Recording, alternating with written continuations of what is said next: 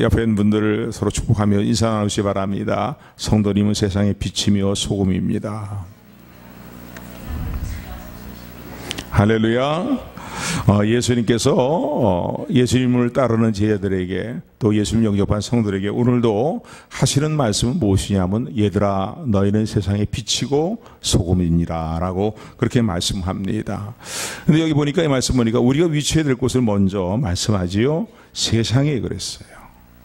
이 땅의 삶을 살아가는 동안에 우리는 세상에 처하여서 산속이나 굴속에 들어가 숨어있는, 또 어떤 외지에 들어가서 따로 독립되어 숨어있는 그런 삶을 살아가는 것이 아니라 불신자들과 섞여 사는 그런 세상에서 빛을 발하는 빛이고, 그리고 맛을 내는, 또 부패를 방지하는 소금이다라고 그렇게 말씀합니다. 자, 이 말씀을 들어보면요, 어떤 면으로 볼 때 굉장히 미혹의 일들이 많고 유혹의 일들이 많고 여러 가지 욕심으로 가득 찬, 또 유혹으로 가득 찬 세상의 일들 가운데서 우리가 빛을 발하고 또 소금으로서의 사명을 감당하며 살아간다는 것은 매우 굉장히 부담을 주는 그런 말씀 같기도 합니다.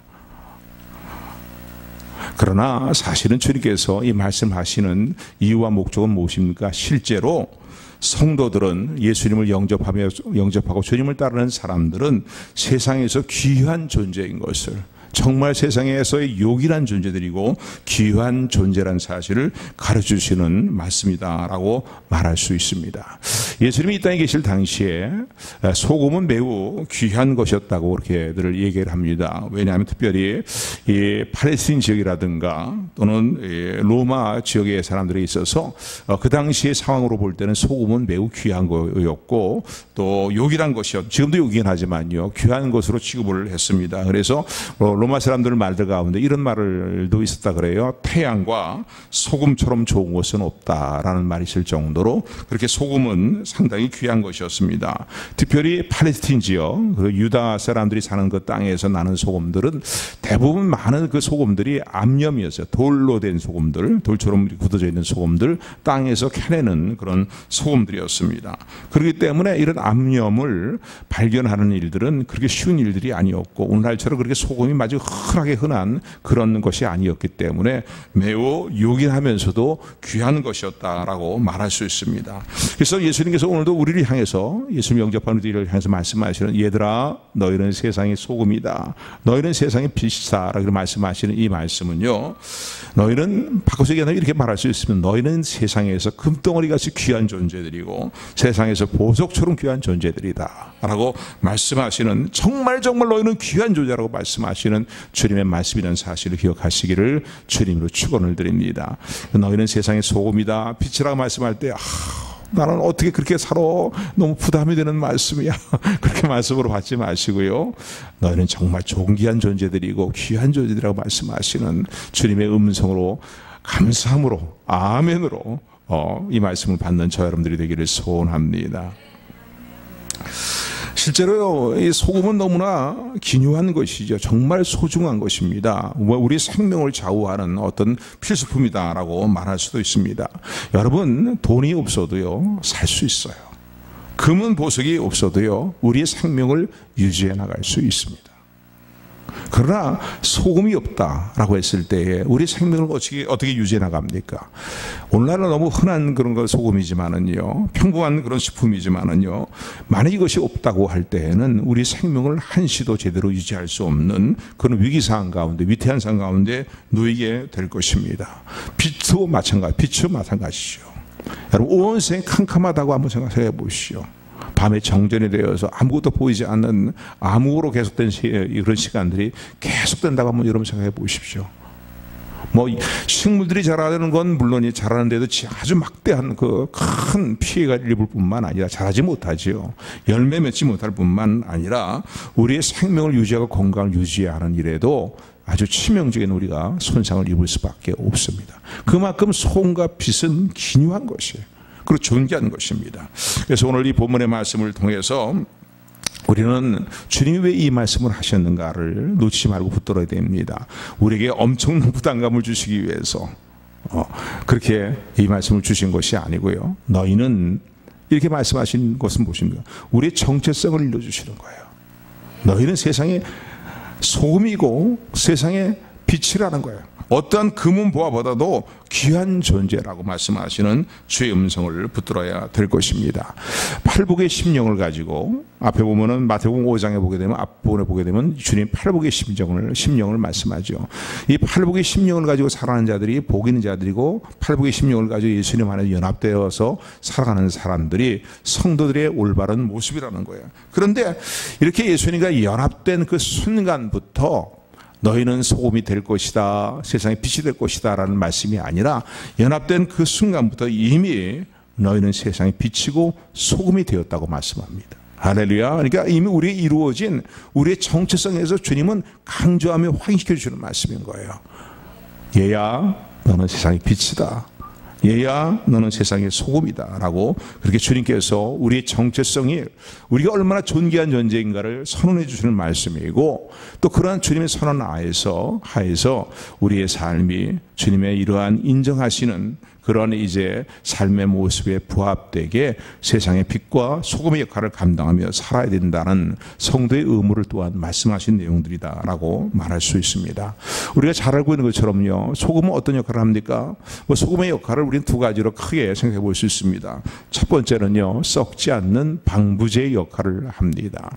이 팔레스틴 지역이라든가 유대 민족이 살고 있던 지역에 지금도 그렇지만은요, 날씨가 매우 무덥습니다. 무더운 그런 날씨 가운데 생선이라든가 이런 것을 잡았을 때에 그들이 그것을 식료품으로 장기간 보존해서 먹기 위해서는 이 소금에 반드시 절여야 됩니다. 소금을 절여서 둬야만이 오랫동안 보존해서 먹을 수가 있는 것처럼요. 이렇게 소금의 역할은 무엇이냐면 음식이 썩어지고 부패하는 것을 방지하는 역할, 방부제 역할을 합니다. 우리가 잘 알고 있는 것처럼요, 바닷물에는 염분이 몇 프로 정도 있다고 합니까? 보통 3%에서 4% 정도 있다고 얘기합니다. 그런데 지금 어떻게 보면 프로수로 보면요, 굉장히 적은 프로테이지죠. 그런데 3%, 4% 되는 그 염분 성분으로 말미암아서 육지에서 온갖 더러운 물들이 막 흘러 들어와도요, 바닷물은 계속 신선함을 유지해 나갈 수 있다는 겁니다. 바닷물은 썩지 않는다는 거예요. 오염된 물이 아무리 들어와도, 육지에 들어와도 바닷물이 썩지 않은 이유는 무엇입니까? 그 바닷물의 3%, 4%, 50%, 60%, 10%, 15%가 아니고 3%에서 4% 정도 되는 그 적은 그 프로테이지의 소금이지만은 그 염분이 있음으로 말미암아서 바닷물을 결코 썩지 않는다라고 그렇게 얘기합니다. 세상에서도 마찬가지라는 거예요. 세상에 아무리 더러워지고 부패하고 추해져도요, 크리스찬들이, 성도들이 소금의 역할을 감당할 때에 이 세상에 소망이 있음을 믿는 저 여러분들이 되기를 주님으로 축원을 드립니다. 할렐루야. 그래서 주님은 오늘도 너희는 이 추하고 더럽고 어두운 세상, 썩은 문 들어져가는 이 세상에서 너희는 소금이다라고 우리 정체성을 분명히 말씀해 주시는 주님의 음성을 붙드시기를 주님으로 축원을 드립니다. 그래서요, 우리가 세상과 함께 썩어 문드러지는 사람들이 돼서는 안 됩니다. 두 번째, 이 소금의 역할은 무엇입니까? 맛을 내는 역할을 해요. 맛을 냅니다. 그래서 소금이 들어가게 되면은요, 음식에 맛을 냅니다. 우리는 간을 한다라고 그렇게 표현을 하는데, 그래요. 정말 간이 없는 음식을 먹으면요, 아무리 맛있는 음식을 할지라도 그 음식이 제대로 간을 내지 못하기 때문에 그 음식의 맛을 알 수가 없고 또 음식을 맛있게 먹을 수가 없습니다.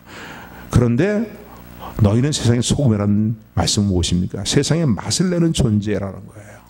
오늘 가정에서 우리가 들어가고 가정이 우리가 존재함으로 말미암아서 우리의 가정이 화목한 맛을 느끼며 살아가는 가정이 되기를 소원합니다. 할렐루야. 내가 처해 있는 직장이요, 맛을 내는, 감칠맛을 내고 또 간을 맞춰주는 그런 소금의 역할을 하는 성도된 내 자신의 모습을 통해서 좋은 직장이 되고, 또 가는 곳마다 내가 존재함으로, 주님을 경외하며 주님을 영접한 내가 존재함으로 세상을 살려내는 일들이 이루어진다는 사실을 기억하는 저 여러분들이 되기를 주님으로 축원을 드립니다. 이건 우리가 상식적으로 다 알고 있는 내용도 제가 지금 말씀드리고 있는 것이에요. 그런데 쉬운 비유로 우리의 정체성이 어떠한 것인가를 주님은 오늘도 우리가 말씀하실 것입니다. 너는 세상의 소금이라는 거예요. 세상에 부패한 것을 방지하는 방부제 역할을 감당하는 사람이고, 너는 정말 진정한 맛이 인생의 진정한 맛을 모르고 살아가는 사람들에게 인생의 진정한 맛, 또 삶의 참맛을 알려주는, 맛을 나타내는 세상의 소금이다라고 말씀하시는 주의 음성을 아멘의 심령으로 붙드는 저 여러분들이 되기를 다시 한번 주님으로 축원을 드립니다. 자, 그렇다면 이제 중요한 문제는 무엇이냐면요, 우리가 세상에서 이렇게 방부제 역할을 감당하며 맛을 내는 삶을 살아가려면요 어떻게 해야 되냐는 거예요. 소금의 특성을 우리 생각해야 됩니다. 여러분, 소금이 방부제 역할을 감당하고 맛을 내려면요 소금의 형상이 녹아져 없어져야 됩니다. 소금 덩어리로 그냥 남아있으면은요 아무런 맛을 낼 수가 없습니다. 소금 덩어리로 그냥 남아있으면은요 방부제 역할을 제대로 감당할 수가 없는 것이에요. 그렇기 때문에 소금이 자기 역할을 하려면은요 녹아 없어져야 된다는 거예요. 오늘 아침에 이 말씀을 붙드는 저 여러분들이 되기를 소원합니다. 할렐루야. 저도 이 말씀을 준비하면서 잘 알고 있는 내용의 말씀들 아닙니까? 예, 오늘 본문의 말씀들이요 상식적으로 잘 알고 있는 내용의 말씀이고 너무나 쉬운 비유의 말씀이니까 너무나 잘 알고 있는 말씀인데, 특별히 오늘 네가 녹아 없어져야 세상의 소금의 역할을 감당할 수 있느니라 라고 말씀하시는 주님의 음성을 듣는 저 여러분들이 되기를 주님으로 축원을 드립니다. 소금이 아주 녹아 없어져야 제맛을 내는 거예요. 썩어가는 것을 방부 역할을 하는 역할을 감당할 수 있는 것입니다. 녹아 없어진다는 건 무엇이겠어요? 자기를 희생하는 것입니다. 나를 죽이는 거예요. 내 자아를 꺾는 거예요. 나를 포기하는 거예요. 그리고 다른 존재 속에 스며들어가는 것입니다.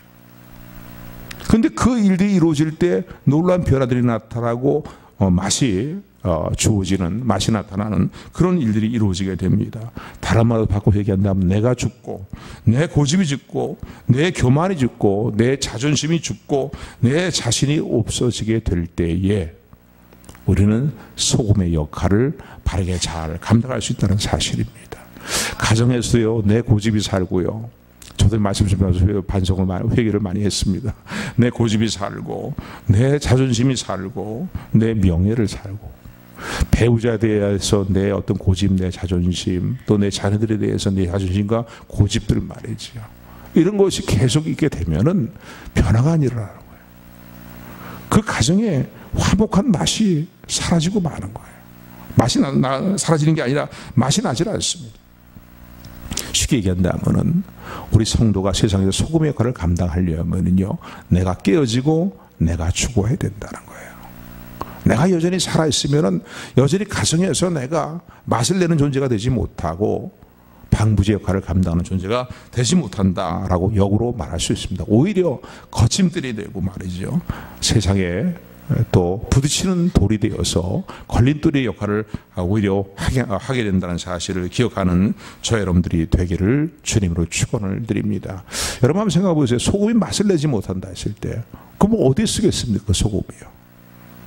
정말 쓸모없는 존재가 되어서 땅에 버려지게 되고 사람들의 발에 밟혀지는 그런 쓸모없는 존재가 되고 말 것입니다. 정말 욕이 않고 정말 우리 삶에 너무나 필요한 것이지만은 맛을 잃어버렸다 했을 때는요 무가치한 존재가 된다는 사실을 기억해야 될 것입니다. 어떤 처녀가 시골 동네에 살고 있는 어떤 처녀가 이제 버스를 타고 다니면서 통학을 하다가 한 아주 이렇게 마음에 드는 청년을 만나갖고서는요 서로 이제 데이트를 하다가 결혼을 하게 되었습니다. 그런데 이 청년은요 예수님을 안 믿는 청년이고 또 시부모님들도 예수님을 믿지 않는 그런 가정에 이제 시집을 가게 되었습니다. 이제 들어가서 다들 믿게 하면 예수님을 영접하도록 하면 되지라는 어떤 그런 생각을 가지고 결혼을 했는지는 모르겠습니다만 어쨌든 간에 믿지 않는 가정에 시집을 가게 되었습니다. 시집한 날부터요 교회를 다닌다고 얼마나 시부모님들한테 구박을 당하는지 말이죠. 너 때문에 우리 가정이 망한다, 조상들이 진노한다, 화를 낸다, 별의별 얘기 들으면서 온갖 구박을 받습니다. 그러니까 교회 믿음 생활을 제대로 할 수가 없고 교회를 제대로 다닐 수 없는 그런 상황이 될 정도로 시부모님들의 구박을 받고요. 또 너는 어떻게 아들 하나 쑥쑥 낳지 못하냐 말이지. 옆집에 누가 어느 집 며느리 봐라 말이야. 아들을 쑥쑥 낳는데 말이 너는 그 흔하게 낳는 아들 하나도 낳지 못하고 말이지. 그러냐는 구박을 받는 일들이 계속되었고요. 남편도 신혼 초에는 뭐 잘해주는 것 같았는데 조금 더 시간이 가면서부터는요, 남편의 구박도 시작이 됩니다. 술 먹고 들어와서 술 타령을 하고 아내를 때리고 구박하는 말이죠. 이런 상황이 되고 말았습니다. 견디다 못해갖고서는요, 이 여자가 결단을 하게 되었습니다. 그래, 서울로 가자. 이 가정을 떠나자. 근데 떠나기 전에 목사님 찾아가서 목사님과 잠깐 상의를 하고 그리고 떠나야 되겠다라고 자 이제 목사님을 만나러 가게 됩니다. 그래서 목사님, 저 이제 이 집을 떠나려고 합니다. 그러니까 목사님 깜짝 놀란 거예요. 오니 성도님 어떻게 집을 떠난다고 그렇게 얘기를 하십니까? 이렇게 구박을 받고 믿음 생활도 제대로 하지 못하고 살 바에는 내가 차라리 이제 이 시집에서 떠나가는 것이 좋을 것 같습니다. 그런 생각을, 지금 그런 얘기를 했다는 거예요. 그랬더니 목사님이 그럼 아이들은 어떻게 하고요? 라고 목사님이 이제 만류를 하니까 뭐 시어머니가 알아서 잘 키우겠지요. 그리고 아주 자기의 단호한 뜻을 얘기를 합니다. 그러니까 목사님 그러는 거예요. 그럼 서울 가서 뭐 어떻게 사시려고 했더니 낮에는 일하고요, 밤에는 야간 신학교 다니면서 신학교를 졸업하고 난 이후에 전도사 일을 하려고 합니다. 그래서 마음껏 좀 믿음 생활하면서 주님의 일을 좀 해보려고 합니다. 라고 자기의 어떤 생각을 이야기를 합니다. 그랬더니 목사님께서요, 심각한 표정을 지으시면서요, 이 아가씨를 보면서 이런 얘기를 했다고 합니다. 시집살이도 제대로 하지 못해가지고서 그 시집을 뛰쳐나가는 그런 사람이 어떻게 다른 일을 할 수 있습니까? 더구나 주님의 일을, 전도사 일을 어떻게 할 수 있겠습니까? 또 그런 사람을 어느 교회에서 받아주겠습니까? 그러니 생각을 바꾸십시오. 좀 힘들고 어렵지만은 다시 시집에 머물면서 시집에서 이제 소금의 역할을 감당하겠다. 주님 말씀하신 것처럼 빛과 소금의 역할을 감당하겠다라는 마음가짐을 가지고 인내하면서 정말 소금의 역할을 감당하십시오라고 그렇게 이제 권면했다는 거예요. 그래서 이 여자 성도가 마음을 바꿔먹고는 다시 시집으로 돌아가서는요, 그날부터 정말 마음을 모시게 먹고 그 모든 구박들을 견뎌내기 위해서는요, 기도하지 않을 수가 없었어요. 새벽마다 나와서 기도하면서 하나님께 부르짖고 하나님 앞에 자기 속마음을 다 털어놓고 그러면서 기도하는 가운데 새심을 얻고 위로함을 받으면서 그 모진 시집살이를 잘 견뎌냈다는 겁니다. 어머니가 막 구박을 하면은요, 어머니 붙들고 울면서 매달리면서 어머니 내가 생각이 부족했어요. 내가 잘못했어요. 라고 그렇게 하면서 말이죠. 나는 죽었다. 나는 죽었다라고. 내 안에 예수님만 사신다. 라는 생각을 가지고 견디어냈다는 거예요. 1년쯤 지나게 되니까요, 그 가정이 변화가 일어나기 시작했다는 겁니다. 15년들이 이 며느리 모습을 보면서 감동을 받기 시작하였고 남편도 감동을 받아서 마음이 바꾸어져서 다들 교회 나와서 믿음 생활을 하게 되었다라는 그런 이제 이야기가 있습니다. 흔한 얘기지만은요, 우리 주변에서 얼마든지 찾아볼 수 있는 이야기들입니다. 우리가 소금 역할을 하기 위해서는요, 맛을 내고 방부제 역할을 감당하기 위해서는 내가 깨어지고 내가 녹아 없어져야 된다는 사실입니다. 그래야 타 존재에게 스며들어가는 거예요. 오늘 우리의 모습을 다시 한번 살펴보시기 바랍니다. 우리 소금에 대해서 너무나 잘 알고 있어요. 소금이 어떤 역할을 하고 있는지. 그런데 그 역할을 감당하기 위해서 정말 나는 누가 없어지고 있는가? 내 자신을 죽이고 녹아서 스며들어가는 그런 삶의 일들을 행하고 있는가? 내 가정과 이웃과 직장에서의 나의 모습을 다시 한번 돌아보는 저 여러분들이 되기를 주님의 이름으로 축원을 드립니다. 또한 이 소금은요, 아까도 말씀드린 것처럼요, 이 소금에 대해서 우리 소금의 특성에 대해서 생각하면서 우리가 또 유의해야 될 것은 뭐냐면 소금은 짠맛을 가지고 있어야 된다는 거예요.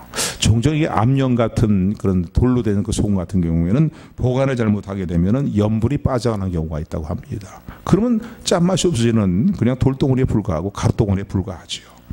그 짠 맛을 잃어버린 찌꺼기가 되고 많은 경우가 종종 있다고 합니다. 오늘 우리가 소금으로서, 세상의 소금으로서, 가정의 소금으로서, 또 내가 처해 있는 이웃과의 관계의 소금으로서의 삶을 살아가게 될 때에 할 수만 있다면 모든 사람과 더불어 화목함을 이루는 일들을 우리가 감당하되 거룩함을 거룩한 삶의 어떤 구별된 삶의 모습을 잃지 않는 저 여러분들이 되기를 주님의 이름으로 축원을 드립니다. 늘 히브리서 강의할 때도 말씀드렸지만 모든 사람과 더불어서 화목함과 거룩함을 따르라는 거예요. 그래서 추구하라는 거예요. 이것이 없으면 아무도 주를 보지 못한다고 히브리서는 그렇게 말씀합니다. 모든 사람과 화평과 화목을 이루심쓰되 쉽게 얘기한다면요, 소금으로서의 짠맛을 가지고 있어야 된다는 거예요. 영적으로뿐만 아니라 또 우리 삶의 가치관에서도 그렇고요, 여러 가지 부분에 있어서, 모든 분야에 있어서 우리가 주님께 속해 있는 사람으로서의 짠맛을 잃지 않는 저 여러분들이 되기를 소원합니다. 다 보면은요, 뭐 요즘 세상에 보면 종교다운주의화 돼 가면서요, 불의와 또 비진리와 타협하며 살아가는 일들이 많습니다. 특별히 종교다운주의 같은 경우에는 말이죠, 우리가 종교끼리도 뭐 어느 종교가 더 우월하다고 다투고 싸우는 거 합당하지 못하다, 상대방을 존중해 줘야 되지 않겠느냐. 그러니 종교 간의 대화를 이루고 또 타협하고 상생한 길을 모색하죠. 아주 인간적으로 볼 때 굉장히 좋은 이야기지만요, 그러나 우리가 진리 안에서 예수 그리스도의 사람으로서의 모든 것을 생각해 볼 때 이것은 틀린 것이거든요. 그러니까 타협할 수 없는 거예요. 양보할 수 없는 것입니다. 오직 구원의 길은 예수님 외에는 다른 구원의 길이 없다는 사실을 더욱더 분명히 붙들고 나가는 저와 여러분들이 되기를 소원합니다. 그런가 하면요, 세상의 죄악과 그릇된 가치관에 동화되어 살지 말아야 된다는 거예요. 세상의 그릇된 가치관에 동화되어 살게 되면은, 졸고 있는 사람은 잘 들으세요. 세상의 그릇된 가치관에 동화되어 살고 있으면은요, 이미 우리를 예수님께서 세상의 소금으로 세우셨음에도 불구하고 소금으로서의 짠맛과 방부제 역할을 감당하지 못한다는 거예요.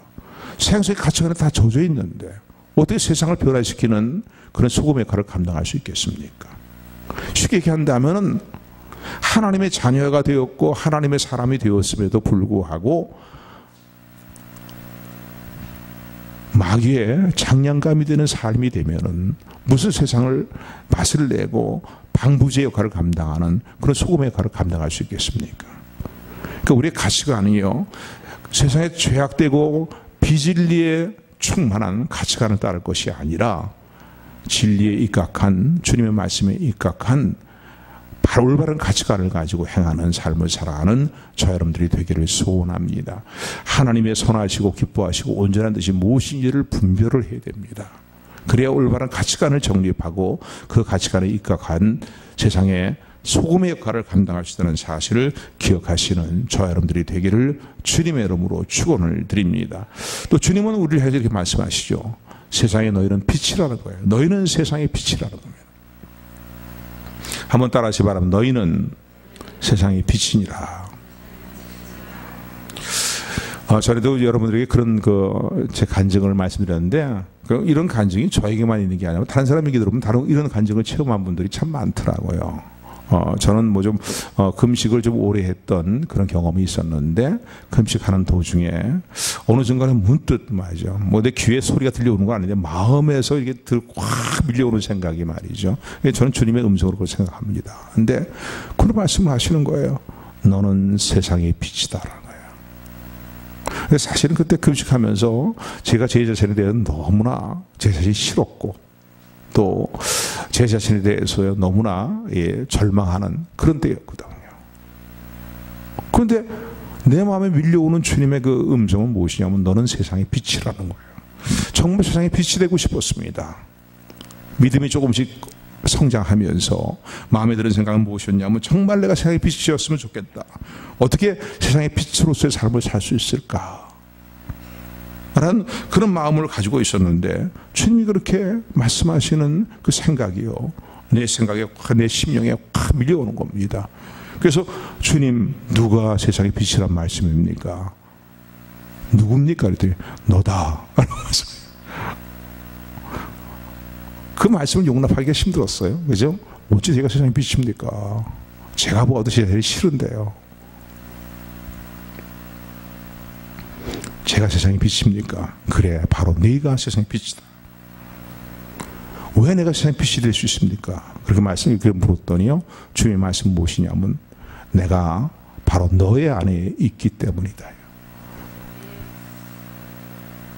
너의 주가 되는 내가 세상의 빛이 아니냐 이거야. 생명의 빛이 세상의 빛이 아니냐 이거예요. 그런데 내가 내 안에 네가 나를 영접함으로 말미암아서 내가 너 안에 거하고 있지 않냐 이거예요. 그러므로 너는 세상의 빛이라는 거예요. 내가 영원토록 너와 함께할 것이기 때문에 너는 영원토록 세상의 빛이다. 이미 뭐 허물도 많고 죄도 많고 막 이런 내가 세상을 볼 때도 용납하기 어려운 그런 일이 있다 할지라도요. 주님은 이미 나를 세상의 빛으로 세우셨다는 겁니다. 할렐루야. 왜요? 주님이 내 안에 들어와 계시기 때문입니다. 아멘. 아멘. 하나님의 말씀이 내 안에 있기 때문이에요. 이 어두운 세상을 비추는 빛이라고 말씀하시는 주의 음성을 듣게 되고 또 우리가 그때부터 마음이 확 밝아지더라고요. 어떤 금식을 좀 길게 하다 보면요, 금식이 어떤 주기가 있어요. 어떤 며칠 동안은 좀 마음이 밝다가 또 며칠 동안은 마음이 좀 어둡고 힘들다가 이런 주기들이 있는 것을 좀 금식을 좀 오래 해본 분들은 공감하실 겁니다. 좀 마음이 우울했었거든요. 마음이 침울했었는데 마음이 확 밝아지더라고요. 저만 그렇습니까? 오히려 주님은요, 예수님 영접한 성도를 향해서 이렇게 말씀하십니다. 너는 세상의 빛이라는 거예요. 한번 주님께 물으실래요? 제가요? 한번 물어보십시오. 왜 안 물어보세요? 주님은 여전히요, 고개를 끄덕이고 있을 겁니다. 바로 네가 세상의 빛이라고 말씀하시는 주님의 음성을 듣는 저 여러분들이 되기를 소원합니다. 그래서 오늘 본문 마태복음 5장 14절에 보면은 너희는 이랬어요. 너희는 세상의 빛이다. 너희는 세상의 빛이다. 산 위에 있는 동네가 너의 빛을 숨기고 가리우지 못할 것이다 라고 그렇게 말씀합니다. 왜요? 예수님을 영접한 순간에 이미 빛으로 주님을 우리 세우셨기 때문이에요. 할렐루야. 주님이 내 안에 계시기 때문에 그 빛을 바라는 존재가 되었다는 사실을 기억하시기를 주님으로 축원을 드립니다. 주님은요, 매우 재미있게 이 비유를, 오묘하게 비유를 좀 풀어서 말씀하시는 것 같아요. 왜 보니까 그냥 한마디로 그냥 빛이다, 아니면 소금이다, 이렇게 말씀을 끝내셔도 되는데, 너는 세상의 빛이고 소금이라는 거예요. 소금의 역할은 뭡니까? 자기가 깨어지고 녹아져서 은밀하게 변화시키며 맛을 내는 거예요. 그게 소금의 모습이 있는데, 빛은 뭡니까? 빛은 빛을 환하게 발하는 거예요. 그러니까 아무리 칠 같은 어둠이 깔려있다 할지라도요, 조그만 성냥불을 하나 딱 그어대면 어떻게 됩니까? 그 주변이 밝아져요. 빛은 숨길 수가 없는 거예요. 가릴 수가 없는 거예요. 또 빛을 밝히는 사람들의 목적은 무엇이냐면 그 빛을 가두어두고, 어둠 속에 가두어두고 그 빛을 덮어두기 위해서 빛을 바라게 하는 그러한 사람들은 없습니다. 그 말씀을, 본문의 말씀 보면 빛을, 등경을 불을 켜서 오늘 본문의 말씀은 이렇게 되어 있죠. 등경불을 켜서 이 등불을 켜서 등경 위에 밝히 이렇게 올려놔서 온 방안을 비추게 하는 것이 이제 등불을 밝히는 사람들의 목적이지, 등불을 켜갖고서는 그것을 대 아래, 말 아래 말이죠, 두기 위해서, 그러니까 그 빛을 가리우기 위해서 등불을 밝히는 사람은 아무도 없다는 것입니다. 그러니까 세상의 빛이라는 것은 뭐냐면요, 빛을 바라도록 주님께서 우리를, 이제 주님이 우리 세상의 빛으로 세우시고 주님이 우리 안에 거하신다는 사실을 기억하는 저와 여러분들이 되기를 주님으로 축원을 드립니다. 그래서 소금은 은밀하게 녹아서 역사를 이루지만요, 놀라운 일들이 변화를 이루지만요, 빛은 빛을 바람으로 말미암아서 빛의 역할을 감당하며 또 빛으로서의 특성을 드러낸다는 사실을 기억하시기를 주님으로 축원을 드립니다. 그래서 빛이 바라면요, 어둠은 물러가게 돼 있어요. 어떤 영적인 어둠이든 세상의 도덕적인 윤리적인 어둠이든 간에, 어떤 어둠이든 간에 빛이 있는 곳에 어둠은 물러가게 돼 있다는 사실을 기억하는 저 여러분들이 되기를 주님의 이름으로 축원을 드립니다. 그래서요, 이 빛은 특성이 빛을 바라는 거거든요. 밝히는 거거든요. 주님이 이렇게 말씀합니다. 산 위에 있는 동네가 이 빛을 가릴 수가 없다는 거예요. 무슨 말씀이냐면요, 그 당시에 예루살렘이라든가 베들레헴이라든가 또는 나사렛 같은 이런 동네들은 산 위에 위치해 있는 동네들입니다. 그런데 이 동네들이 산이 위치해 있을 뿐만 아니라 또 이 대부분의 그 집들을요, 어떻게 지었냐면은 신석회암으로 집들을 많이 지었다고 합니다. 그러니까 여러분 한번 생각해 보세요. 산 위에 집이 있어요. 근데 낮에는 뭐 태양 위에도 비칠 것이고, 그런데 또 신석회암으로 된 집이니까요. 밝히 저기 저쪽 산 위에 동네가 있네라고 사람들이 밝히 보겠죠. 그런데 어둠이 깔리게 되면 등불들을 켜니까요. 그 산 위에 있는 집들이 더 밝히 드러나게 되어 있습니다. 더구나 그 빛을 밝히는 그 집안이 신석회암으로 되어 있는 그런 집이니까요. 그 빛을 가릴 수가 없고, 그 빛의 그 산에 있는 동네를 산에 있는 동네를 파악할 수밖에 없다는 거예요. 파악하게 된다는 거예요. 그러니까 우리 정체성은 그렇다는 겁니다. 우리는 어두운 곳에 있다 할지라도 빛을 발하게 되는 존재라는 사실을 기억하는 저 여러분들이 되기를 주님의 이름으로 축원을 드립니다. 그래서요, 이런 빛을 어떻게 비춰야 될 것인가, 우리가 잘 알고 있는 말씀인데 오늘 16절의 말씀입니다. 우리 16절 말씀 같이 합독합니다. 시작. 이같이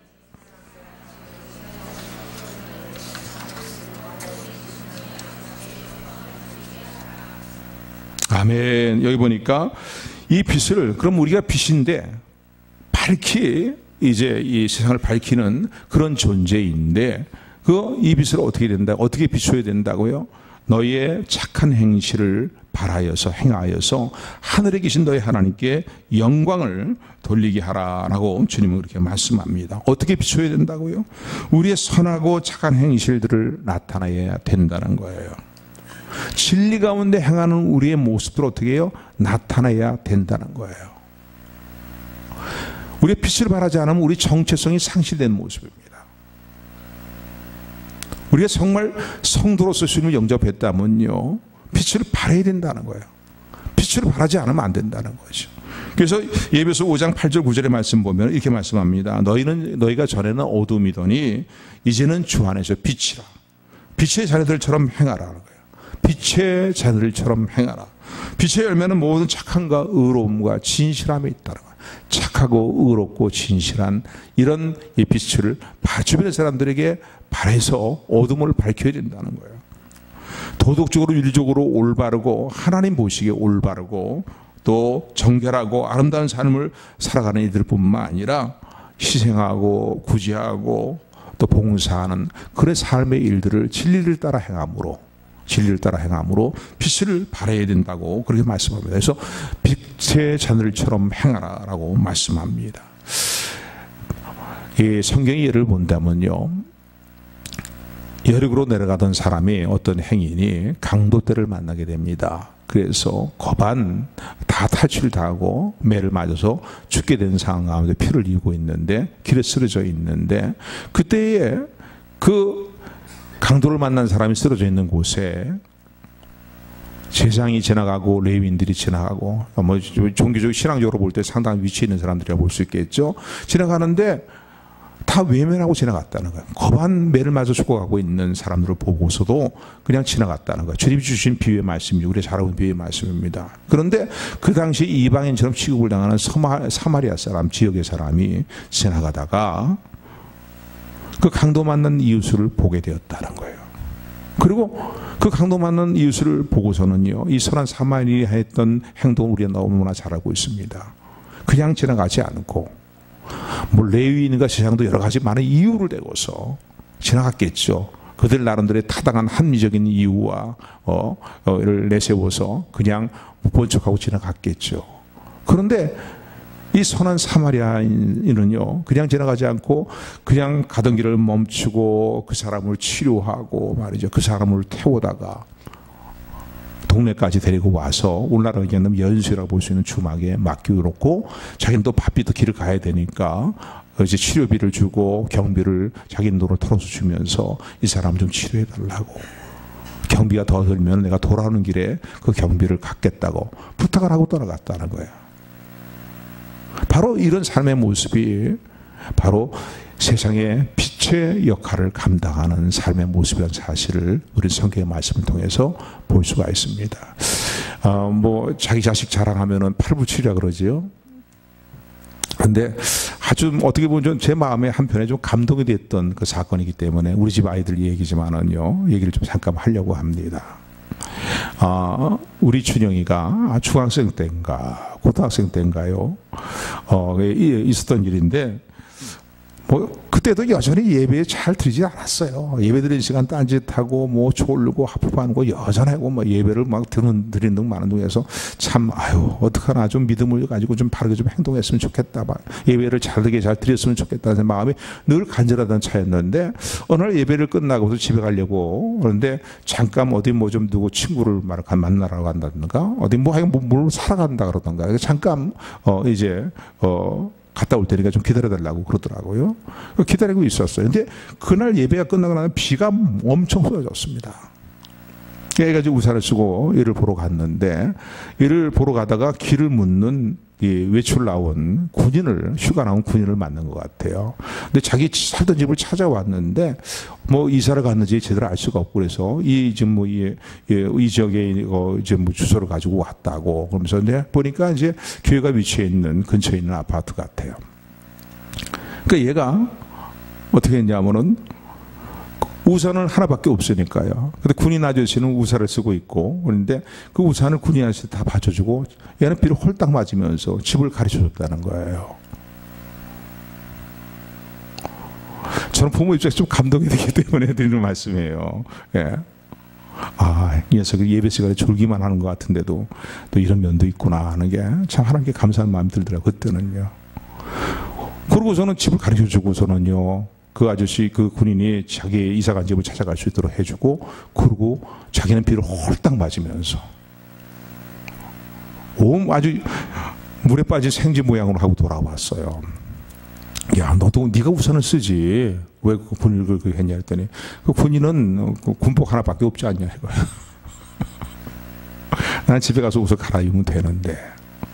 그러면서 길을 인도하면서요, 아저씨 예수님 믿으세요? 그럼 물어봤대요. 예수님 안 믿는다 그래서 전도하고 왔다고 그런 얘기를 하더라고요.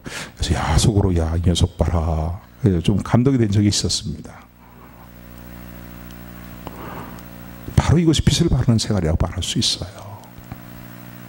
빛을 발하는 생활의 모습인 거예요. 그때 주님께서 우리 아이의 마음에 감동을 줬던 모양이죠. 감화하시던 모양입니다. 그러니까 그런 감동이 있으니까 말이에요. 자기는 비를 홀딱 맞으면서 집을 가르쳐 주면서 그 다음에 그냥 오지 않고 예수님 믿으시라고 그러고 왔다는 거예요. 세상에 빛을 발하는 삶의 모습이라고 말할 수가 있습니다. 오늘 주님은요 우리에게 이렇게 말씀합니다. 너희는 오늘 본문에 보면 너희는 이 본문 구조상으로 보면요 원어 구조로 보게 되면 너희라는 단어가 매우 강조하는 그런 말씀으로 구조상 기록이 되어 있습니다. 너희는 우리 정체성을 주님이 말씀하고 계시는 거예요. 너희는 세상의 빛이고 세상의 소금이라는 거예요. 할렐루야. 너희 빛을 세상에 비추라는 거예요. 비추어서 살아계신 하나님께 영광을 돌리게 하라는 거예요. 세상에 정말 진정한 맛을 모르고 살아가는 인생들에게 세상의 참된 맛, 예수 그리스도 안에 있는 참맛을 전하라는 거예요. 맛을 바라는 삶을 맛을 전하는, 스며 들어가서 맛을 내게 하는 그런 삶을 살아야 된다고 말씀합니다. 오늘 이러한 우리의 정체성을 분명히 인식하고 너무나 잘 알고 있는 말씀이에요. 그래서 이 말씀을 전할 때 이거 잘하는 말씀도 전해도 되는가? 이게 저도 고민이 됐지만요. 그러나 꼭 필요한 생각이 되기 때문에 다시 한번 말씀을 통해서 함께 은혜를 나누며 주님의 말씀에 각성된 심령이 되자라는 그런 마음을 가지고 오늘 함께 말씀을 통해서 은혜를 나누기로 했습니다. 여러분, 오늘도 우리 정체성에 대해서 분명히 말씀하시는 주님의 음성을 들으십시오. 너희는 빛이다. 세상의 소금이다. 내가 너가 없어서야 인생의 살 맛을 모르는, 진정한 맛을 모르는 사람들이 인생의 진정한 맛을 주님 안에서 발견하게 됩니다. 어둠 가운데 헤매는 많은 사람들이요, 참빛이 되시는 주님을 영접하게 됩니다. 여기에 우리는 이런 삶을 우리가 결단하며 살아갈 때에 여기에 우리 진정한 인생의 행복이 있고 인생의 진정한 가치가 있다는, 나의 존재의 진정한 가치가 여기 있다는 사실을 마음에 새기고, 오늘도 우리에게 말씀하시는 우리 정체성에 대해서 분명히 말씀하시는 주님의 음성에 부합된 삶의 일들을 매 순간순간 결단하며 성령으로 행하는 삶을 살아가는 우리 모두가 되기를 주님의 이름으로 축원합니다. 축원합니다. 은혜의 하나님.